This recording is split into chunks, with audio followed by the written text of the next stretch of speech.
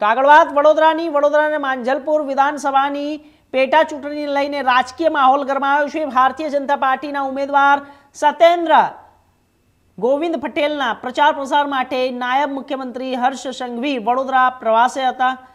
તરસાલી સ્થિત Dwarkesh party plot ખાતે તેમણે શહેરના વિવિધ ગણેશ મંડળો, યુવક મંડળો, સામાજિક સંગઠનો અને સમાજના આગેવાનો સાથે સંવાદ કર્યો।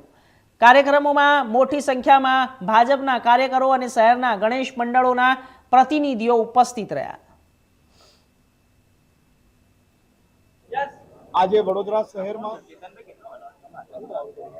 ચેમ્બર ઓફ કોમર્સ ખાતે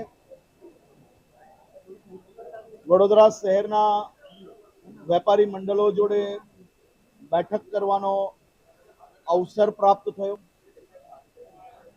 સૌ વેપારી મંડળો દ્વારા ભારતીય જનતા પાર્ટીના ઉમેદવાર શ્રી સતીશભાઈ પટેલ જોડે ખૂબ મજબૂતાઈથી જે પ્રકારે વ્યવસ્થાઓમાં કાર્યકર્તાની જેમ જોડાઈને ભારતીય જનતા પાર્ટીને ભવ્ય વિજય અપાવવા માટે કાર્ય કરી રહ્યા છે તે બદલ એમનો આભાર બી માન્યો।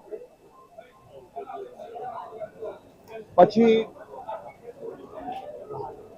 વડોદરા શહેરના સાર્વજનિક ગણેશ ઉત્સવ મંડળો જોડે એક બેઠક કરવાનો અવસર પ્રાપ્ત થયો।